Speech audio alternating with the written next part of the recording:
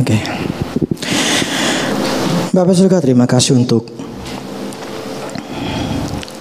hari ini. Kami percaya Allah, firman-Mu kami butuhkan. Sebab tanpa firman kami tidak akan pernah kuat. Karena firman itulah membuat kami tetap bisa berdiri, tetap percaya, dan bisa mendapatkan semua janji-Mu Tuhan. Sebab tanpa iman tidak seorang pun berkenan kepada Engkau. Dan dengan iman kami bisa memperoleh apapun yang Kau janjikan. Saat ini Allah, berfirman kepada kami, pakai mulut ini Allah untuk Kau berkata-kata, dan Roh Kudus terjemahkan dalam kehidupan kami hari-hari. Dalam nama Yesus. Amin. Amin. Silakan duduk. Shalom saudara.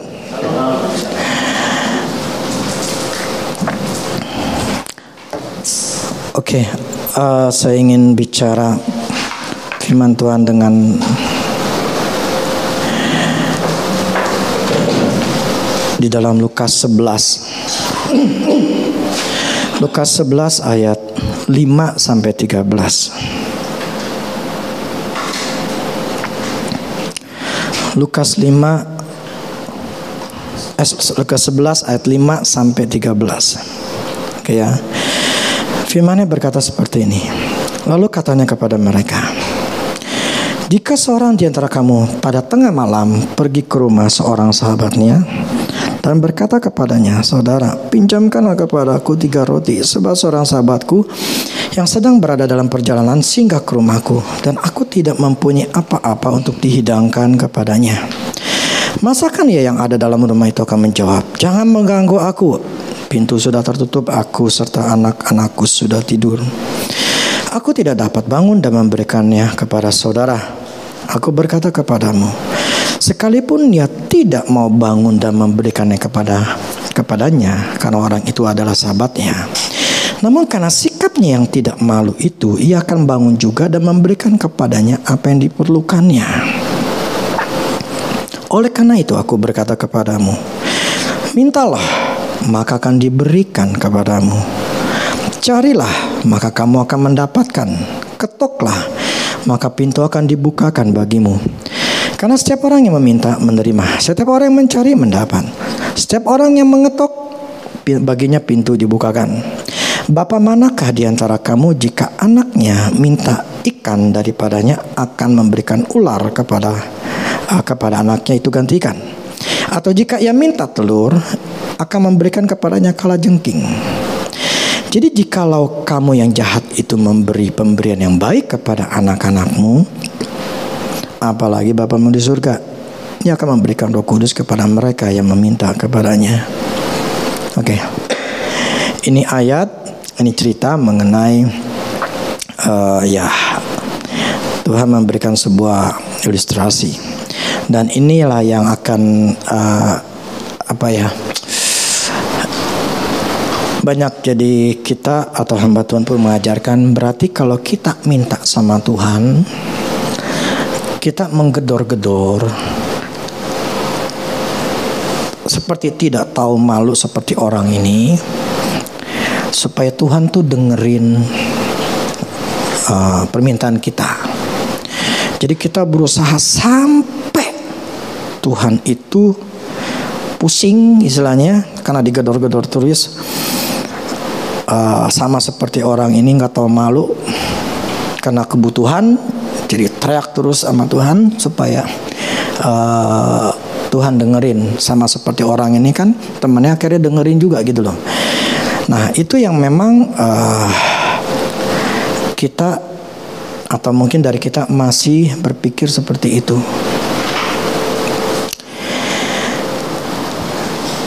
Ini kelihatannya adalah seperti itu artinya, tapi bukan seperti itu. Kenapa? Ini hanya sebuah contoh. Ada seorang manusia yang begitu persistence, yang gigih sekali untuk dia bisa mendapatkan. Tapi itu bukan berarti Allah adalah seperti itu.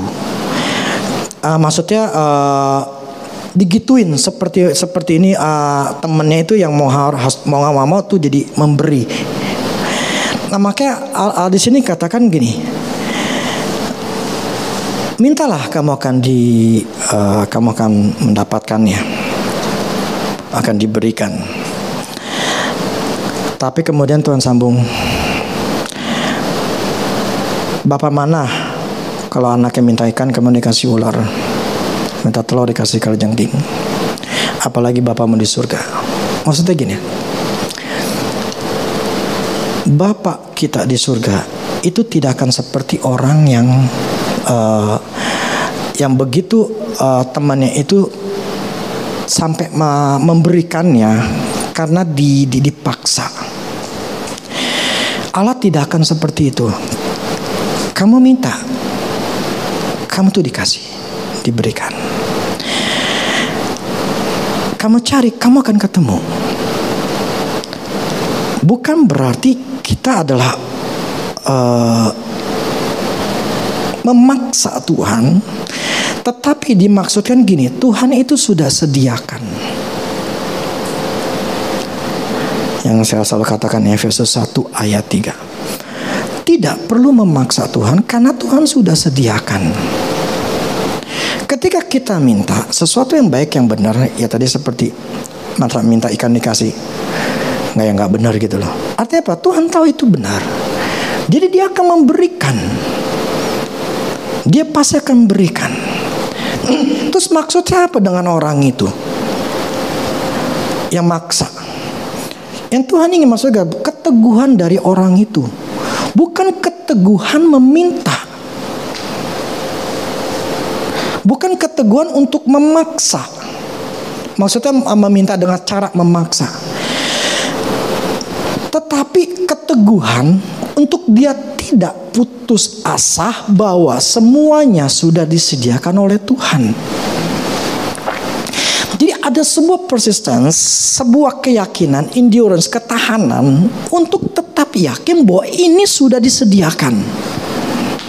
Ini Allah sudah berikan. Bukan memaksa Tuhan, tapi Tuhan kata minta akan diberikan. Lu minta ikan, gua kasih gitu loh. Masuk ya, lu Bapak yang jahat yang di bumi aja tahu yang terbaik, apalagi Bapak di surga. Jadi apapun yang kita minta dan itu benar, tapi ntar saya akan sambung, itu Tuhan sudah sediakan. Nah cuma problemnya kita nggak mengerti. Kita menjadi seperti seorang pengemis yang begitu mengemis, yang begitu kuat sekali. Persistennya itu adalah meminta. Jadi cara berpikir kita adalah meminta. Karena berpikir ini orang minta terus gitu loh. Jadi image kita ya mesti minta, karena kan diminta terus gitu. Tuhan yang katakan, gue nggak seperti itu gitu loh. Lu minta ikan, gue kasih nanti gitu loh. Gue kasih gitu loh. Yang jahat aja tahu yang apa yang baik gitu loh. Ini orang yang bisa tetap ngasih, apalagi Bapakku. Jadi nggak bisa bandingkan. Allah mempunyai karakter seperti temennya ini. Tuhan nggak bisa dibandingkan seperti itu. Dia manusia, dia adalah Allah. Jadi salah kalau pendeta atau kita membandingkan, menyamakan Allah itu seperti manusia itu gitu loh. Allah nggak bisa disamakan dengan manusia. Nah ini yang pandangan yang kita selalu yang membuat kita jadi meminta, memaksa sama Tuhan, dan akhirnya ketika kita nggak dapat, kecewa sama Tuhan, marah sama Tuhan, nggak mau ngelain lagi, pokoknya ngamuk, marah, karena merasa Tuhan tidak menjawab, karena merasa Tuhan tidak dengerin. Ya akhirnya kecewa. Akhirnya muntaber, mundur tanpa berita, mundur pelan-pelan. Nah ini yang sering terjadi karena banyak kita orang Kristen nggak ngerti.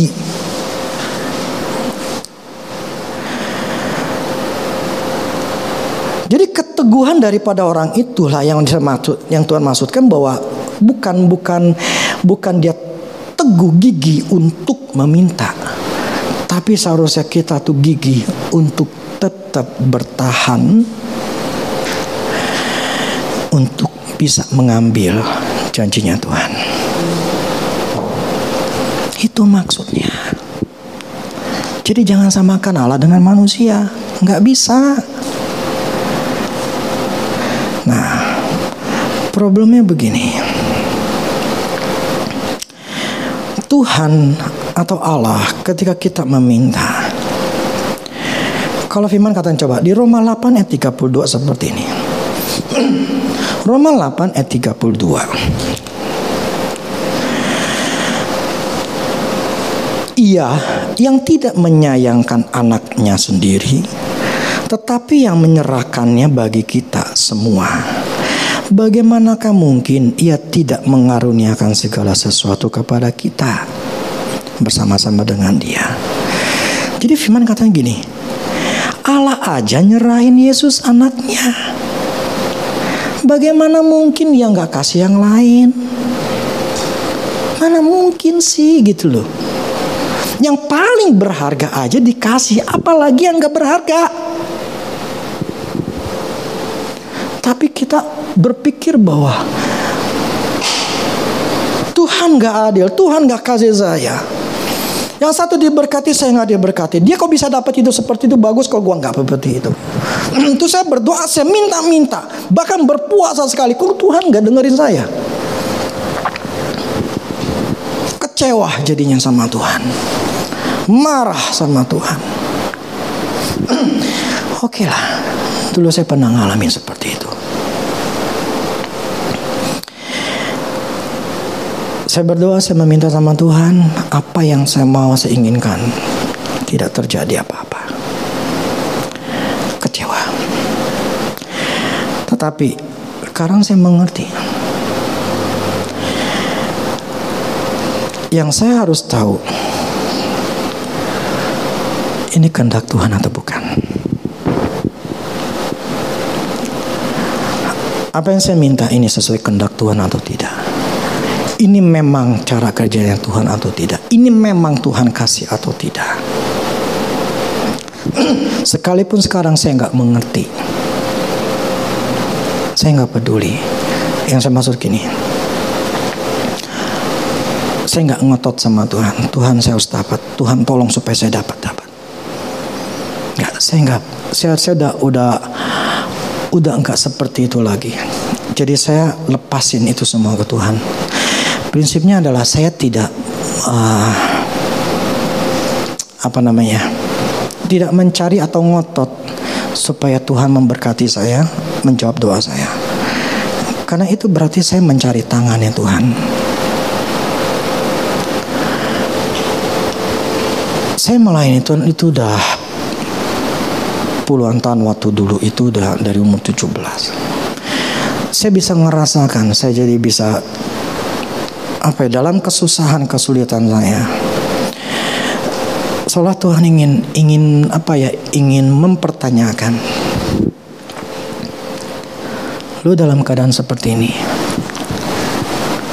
lu masih mengasihi aku nggak? Lu masih tetap melayani aku nggak? Walaupun susah, walaupun kau tidak dapat, walaupun kau miskin, walaupun kau tidak mendapatkan dan kau kekurangan, kau tetap mengasihi aku tidak? Itu gak mudah, sangat tidak mudah. Tapi ketika saya lepaskan itu semua, keinginan saya, karena gini, itu tergantung daripada pola pikir. Karena saya itu dulu diajarkan caranya berpikir seperti itu. Tapi akhirnya saya mengalami perubahan-perubahan karena saya fokuskan kepada Tuhan. Saya cari Tuhan. Jadi saya tidak peduli lagi kayak gitu-gituan, meminta. Karena seringkali ketika saya berdoa sama istri saya, yuk kita gandengan tangan supaya ini kita dapat orderan ini nih, supaya ini kita dapat. Enggak dapat. Akhirnya saya lepasin semua. Udah fokus sama Tuhan aja. Tetapi justru ketika saya lepaskan, Tuhan bukain jalan. Jadi saya melihat bahwa Allah itu adalah Allah yang akan menggenapi firman-Nya. Ya, dia genapi firman-Nya. Kita nggak perlu minta ngotot ngoyok sama Tuhan. Yang hanya dibutuhkan dari kita aja, lu lakuin apa yang aku katakan, selesai.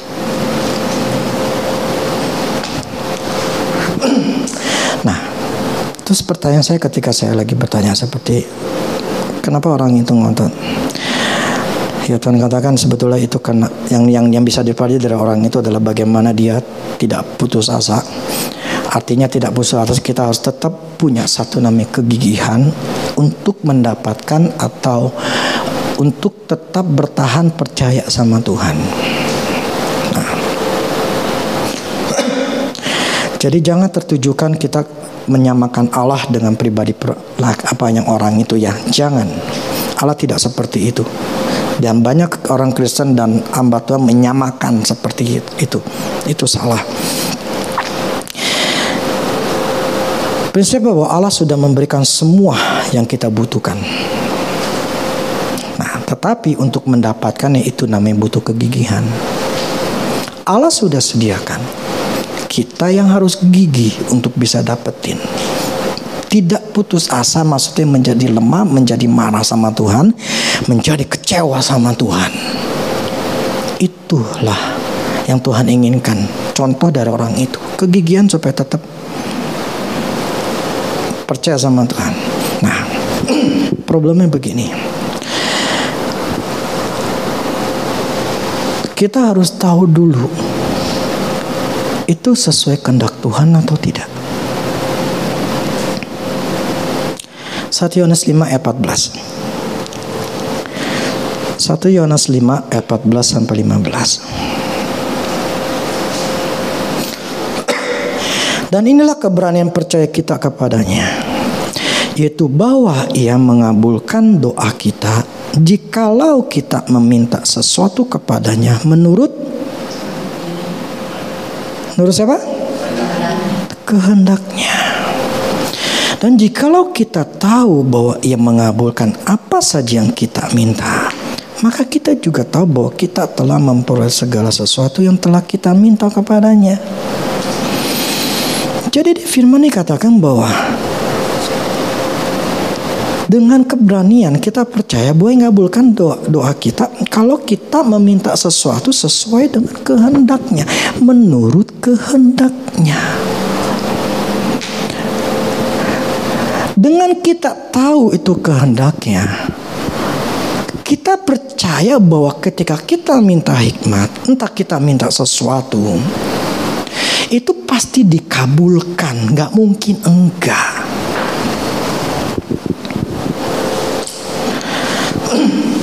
Jadi kita harus tahu kehendak Tuhan atau tidak.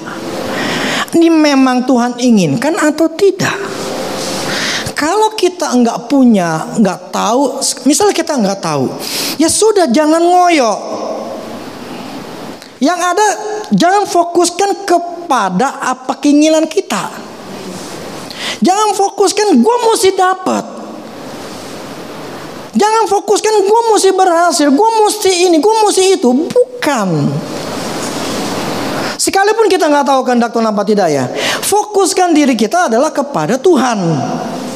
Bukan kepada masalah, bukan kepada keinginan kita. Karena itu kan percuma, itu akan membuat kita akan stres, tertekan. Lepaskan segala sesuatu yang menjadi apa ya? Menjadi sesuatu yang kita pikirkan gitu loh. Itu akan membuat kita capek. Saya contoh begini. Ini saya bicara mengenai menurut kehendaknya. Ketika kita mau beli ini rumah, kan kita nggak punya duit. Ruko ini atau gereja ini. Itu akhirnya, ya Tuhan ngomong sama saya. Tadi kan awalnya saya ngomong sama orang kaya yang di Bandung dan dia mengizinkan, dia ngasih untuk kita pinjem uang dia. Tinggal 1 hari dia katakan terserah Bapak kalau mau nanti balikannya pun gak masalah, terserah kapan, pokoknya dengan nilai yang sama. Wah, saya dengar gitu kan, puji Tuhan gitu loh. Tapi akhirnya Tuhan intervensi. Tuhan bilang, tidak, kamu yang beli. Saya bilang, Tuhan beli dari mana? Orang gak punya duit. Rumah ini jual. Waduh, saya syokan. Ya udahlah. Jadi karena memang Tuhan inginkan ini supaya rumah ini kejual, untuk saya bisa jual dan duitnya bisa buat di sini. Nah, mulailah saya pasarkan. Nah, ketika saya pasarkan itu,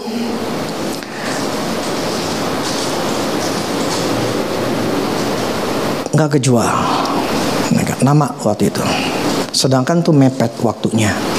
Dia kasih saya berapa lama ya. Jadi waktu itu ini sertifikatnya digadein ke bank, dia pinjam duit. Nah, saya oke, Rudy, kalau kamu mau ya udah, tapi kamu bayarin uang banknya, bunga banknya. Waktu sekitar 5 sampai 7 juta sebulan.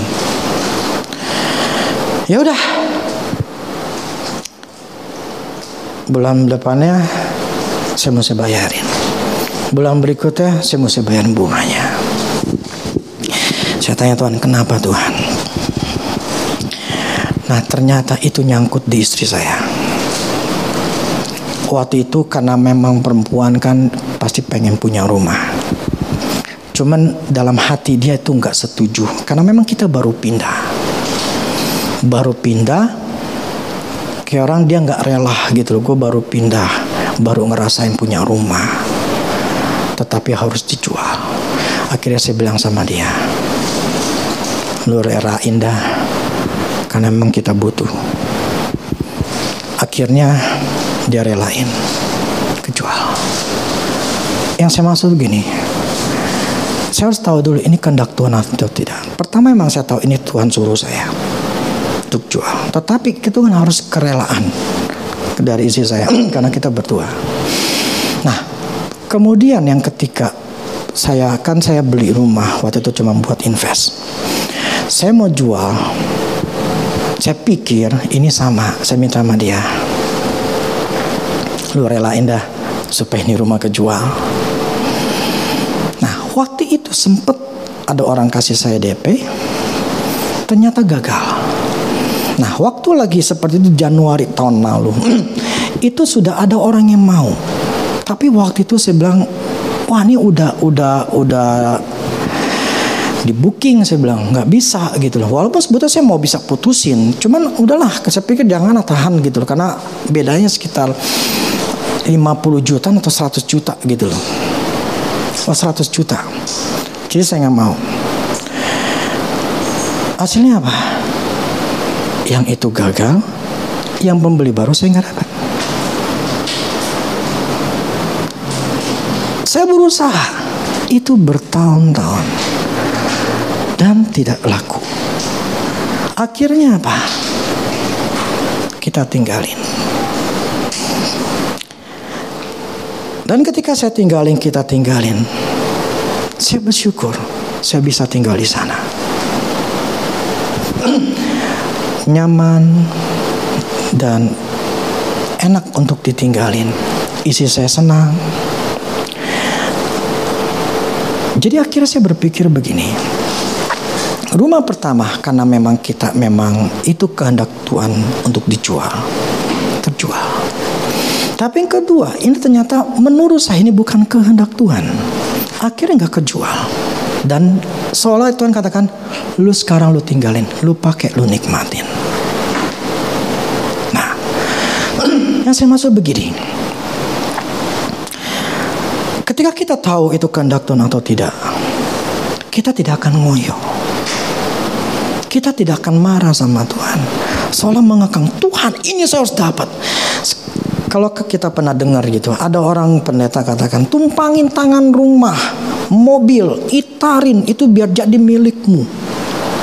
Rumah, itarin, perkatakan terus.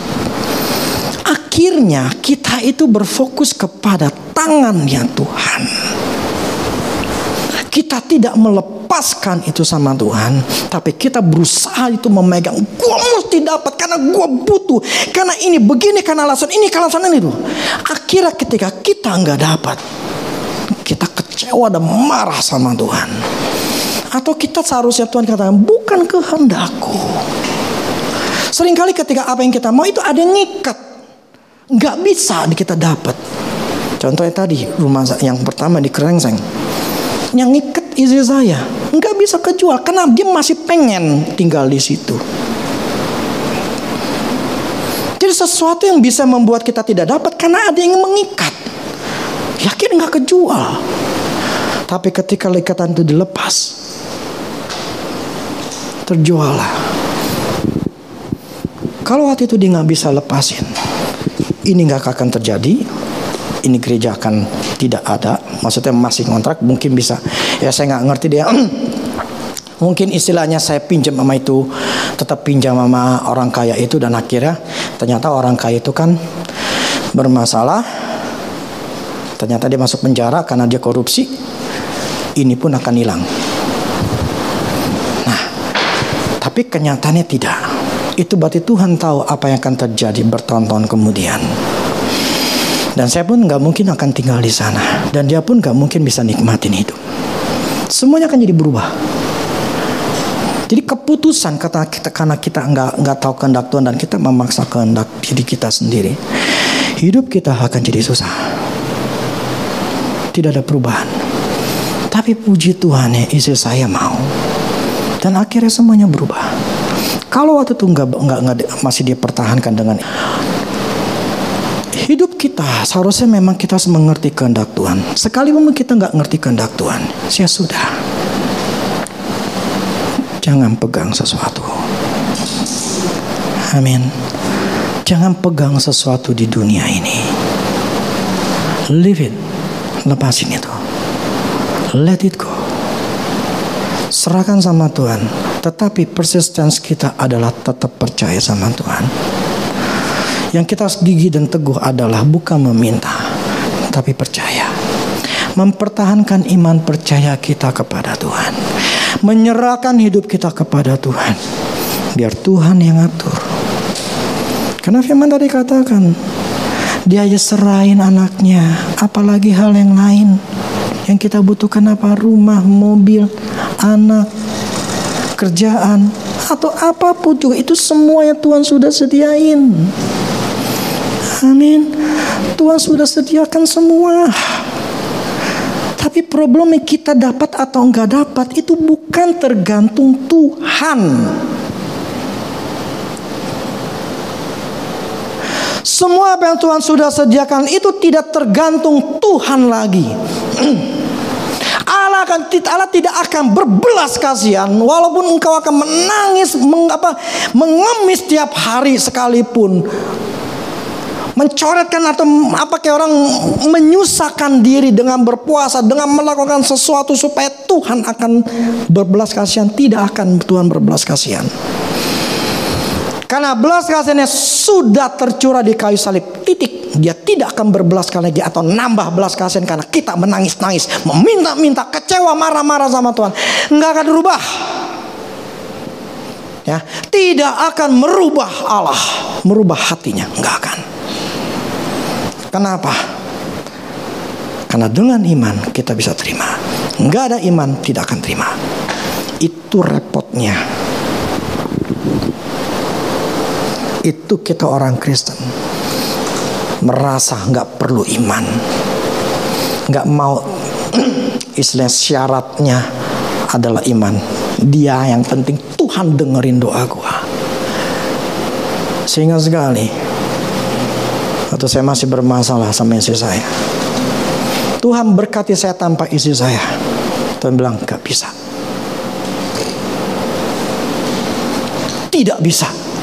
Loh Tuhan, jalannya adalah seperti itu, firman-Nya adalah seperti itu, titik. Artinya apa? Engkau buat istrimu berubah. Sekarang istri saya berubah jauh. Dia lebih manis. Dia tidak mudah marah sekarang. Kalau dia nggak mengalami perubahan, tidak bisa. Kita nggak bisa ngotot sama Tuhan supaya Tuhan dengerin doa kita tanpa ngikutin firman Tuhan. Nggak bakal bisa. Tidak akan pernah bisa. Karena firman Allah katakan, berbahagialah orang yang melakukan firman-Nya. Orang yang melakukan firman-Nya itu berbahagia. Berbahagia dalam apa? Keluargamu, uangmu, 5 aspek hidup itu. Semuanya bahagia, tidak ada masalah. Kita ngotot sama Tuhan tuh supaya Tuhan dengerin doa kita, tapi kita tidak mau melakukan bagian kita atau ngelakuin firman Tuhan. Hidupmu akan tetap sama, tidak akan berubah. Itu cara kerjanya Tuhan. Tetapi kita selalu diajarkan bagaimana cara meminta. Kita fokus supaya Tuhan itu dengerin doa kita. Dia udah dengerin. Masa sih lu minta ikan dikasihnya ular? Masa lu minta telur dikasih kalajengking? Lu aja bapak yang baik, aja bapak yang jahat lu tahu man kasih yang baik buat anaknya. Apalagi bapak di surga. Tuhan tahu kita butuh. Tuhan tahu kita nih butuh untuk apa? Buat bayar uang sekolah, bla bla segala macam. Tuhan tahu.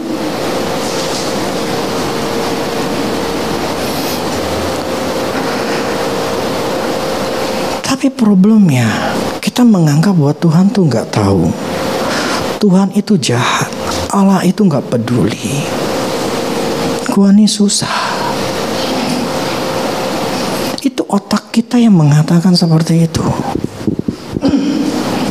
Seolah Tuhan, apakah Tuhan peduli? Apakah Allah peduli dengan masalah saya? Image kita jadi negatif sama Allah. That's problemnya yang membuat kita tidak bisa mengalami terobosan. Itu masalahnya, kita ini jadi nggak dapat. Kita berusaha dengan kekuatan kita sendiri untuk nyelamatin diri kita dari masalah kita. Tetapi untuk kita bisa ngikutin apa kata Tuhan itu sangat susah. Otak kita pasti stres, khawatir, bingung dengan situasi yang ada. Kita tuh pasti seperti itu. Karena apa? Karena mikirin itu. Kita tidak memfokuskan diri kita kepada Allah yang sanggup. Terus gimana dong? Nggak tahu bagaimana caranya. Allah itu mampu, Allah bisa kasih caranya. Tapi problemnya kita ini terlalu berfokus kepada masalah. Karena kita ini lagi ngalamin. Otak kita tuh ngelihat fakta. Jadi untuk merubah otak kita itu tidak mudah.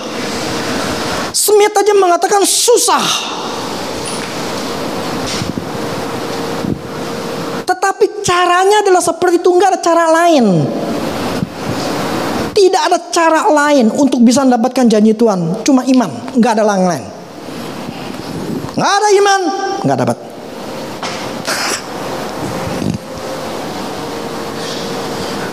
Nyalain AC dengan cara pakai remote.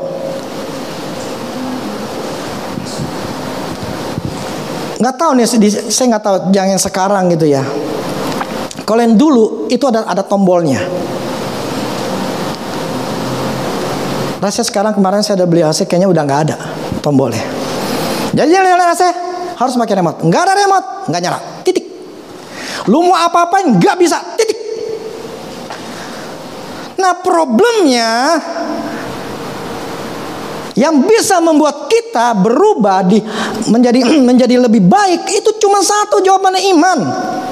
Nggak ada iman, nggak dapat. Halo. Lu mau nungging lah, lu mau puasa 40.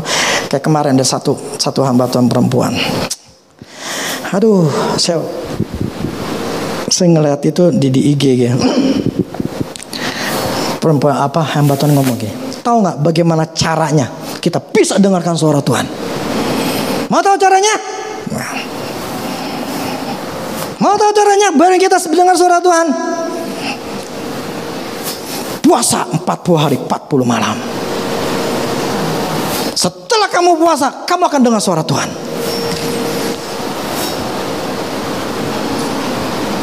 Kalau kamu nggak dengar, datang ke saya.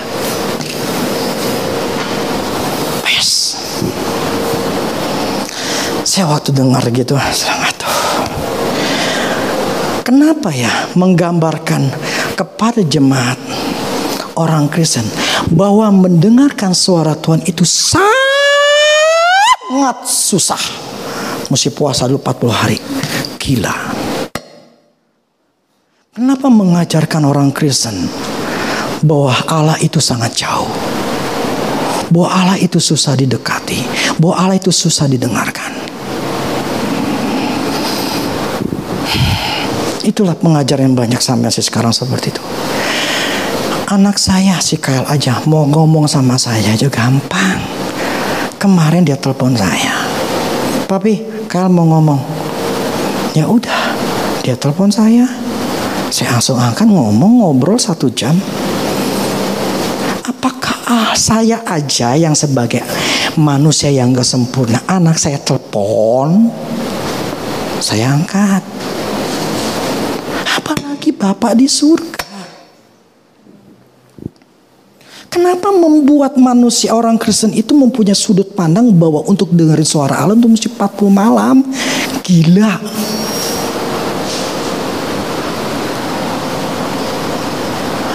Allah itu mudah untuk kita dengar dengan cara apa? Roh Kudus di dalam diri kita.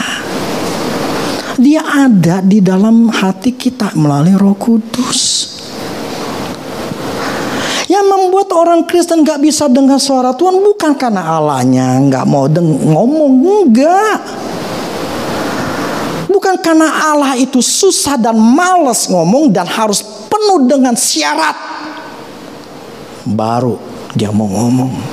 Gagah. Tetapi banyak pendeta menganggap bahwa mendengarkan suara itu susah, sehingga sulit sekali. Musik ke Tuhan itu mesti jadi seorang pengemis, mesti berlutut, mesti ini, mesti itu, mesti menyembah Tuhan terlebih dahulu, bahasa roh 1 jam terlebih dahulu.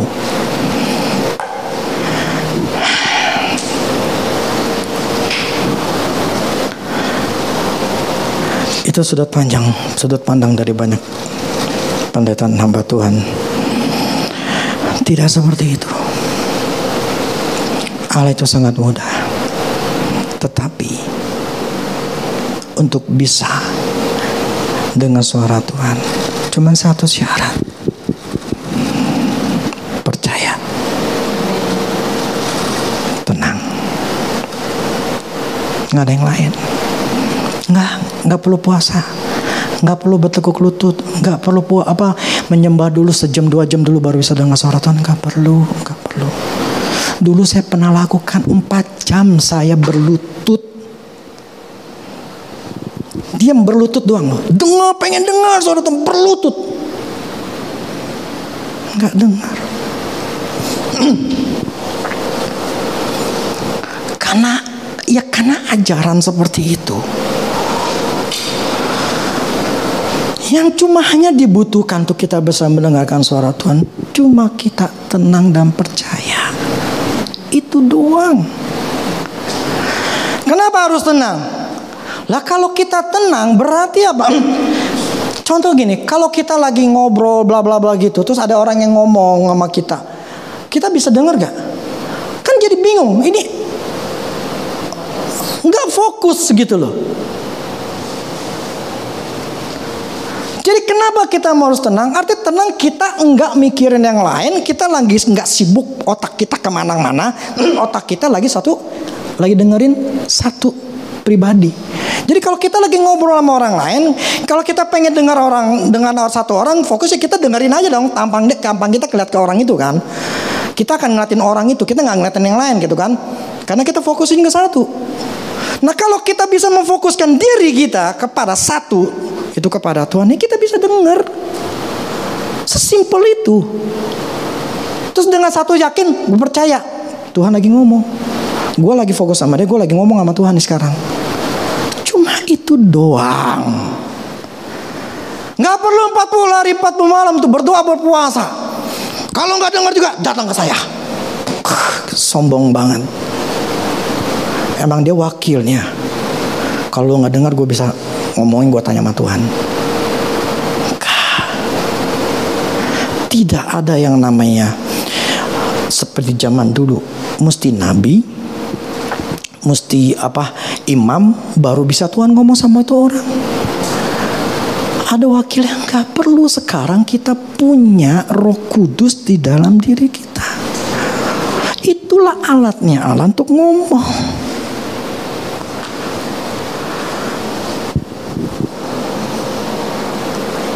Amin. Jadi coba buka ayatnya dulu deh.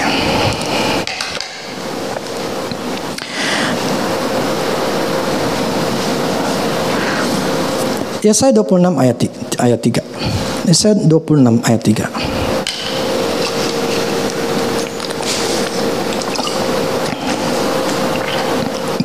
Yang hatinya teguh kau jagai dengan damai sejahtera, sebab kepadamulah ia percaya.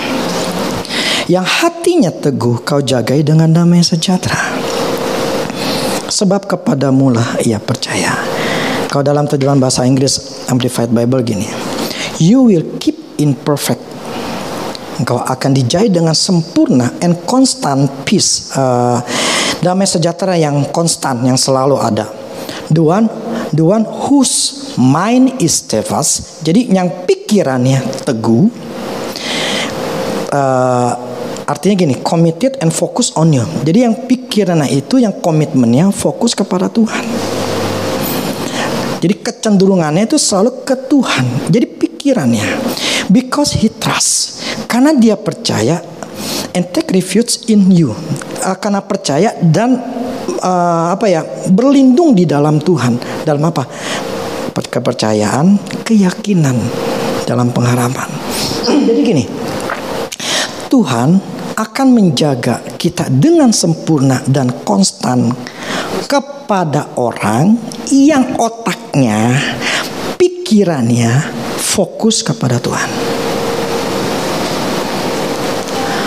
Karena orang itu percaya kepada Tuhan. Jadi yang membuat kita bisa damai, bisa dapat janjinya Tuhan, kalau otak kita ke Tuhan. Tapi itulah yang tersulit di dalam dunia ini. Otak kita, pikiran kita selalu tertuju kepada kebutuhan masalah kita. Kita akan ngotot, kita akan ngoyo, kita ngomong, Tuhan saya butuh. Tahu enggak? Peduli enggak? Saya ini susah. Engkau tahu enggak? Saya ini lagi butuh. Saya ini lagi sengsara, menderita. Tuhan tahu enggak? Untuk merubah otak kita untuk percaya sama Tuhan, untuk bergantung sama Tuhan, untuk bisa mengandalkan Tuhan, itu satu hal yang sangat susah. Itulah butuh usaha. Kalau kita yang terbiasa jadi seorang pengemis, sangat susah. Kalau kita yang hatinya selalu cuma ngelihat tangannya Tuhan, seperti bangsa Israel, sangat sulit sekali untuk bisa percaya sama Tuhan. Kenapa? Saya ngomong gini karena saya pernah ngalamin. Saya pernah ngalamin. Karena memang pengajarannya seperti itu, dan karena memang kita manusia adalah seperti itu. Jadi merubah otak ini, merubah paradigma, merubah pola pikir untuk bisa percaya sama Tuhan, untuk tidak negatif, itu sangat susah. Itu butuh namanya kerelaan hati kita untuk percaya sama Tuhan. Bisa gak kita, tanda kutip, membuang diri kita untuk percaya sama Tuhan? Kalau kita gak pernah ngalamin, sangat susah sekali. Terlalu susah. Saya tuh jaga banget pikiran saya. Saya sangat menjaga. Karena saya tahu bagaimana cara berpikirnya saya. Ketakutan, khawatir yang menguasai diri saya itu akan merusak saya. Jadi saya bertahun-tahun sejak ngerti kayak gitu, saya tuh berusaha menjaga. Tapi ketika saya melihat lagi kebutuhan saya, itu setan langsung dia masuk ke pikiran saya. Langsung ketakutan, kekhawatiran turun. Kayak orang tuh ketika saya buka pintu. Karena fakta, ketika saya mulai ada perhitungan, fakta masuk, langsung itu masuk.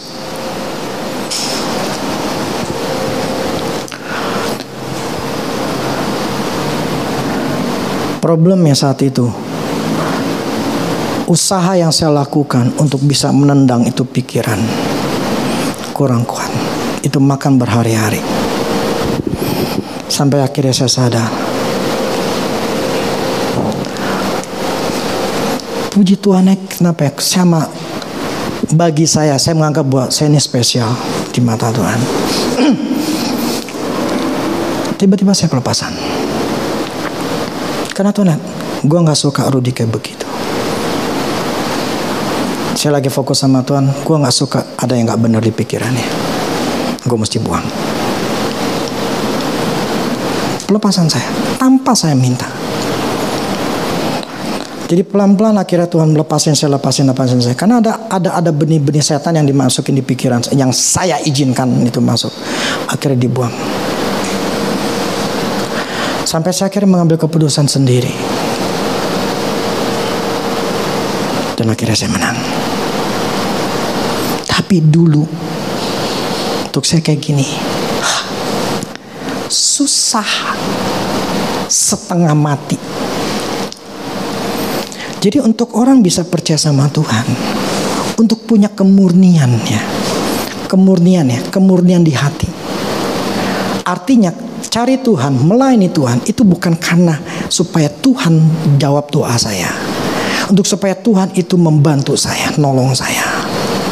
Kalau orang itu belum sampai istilahnya melepaskan untuk tidak melihat tangan Tuhan, orang itu tidak akan pernah mudah untuk tetap sama Tuhan. Makanya sedikit sekali orang yang murni untuk Tuhan. Banyak orang Kristen adalah seperti bangsa Israel.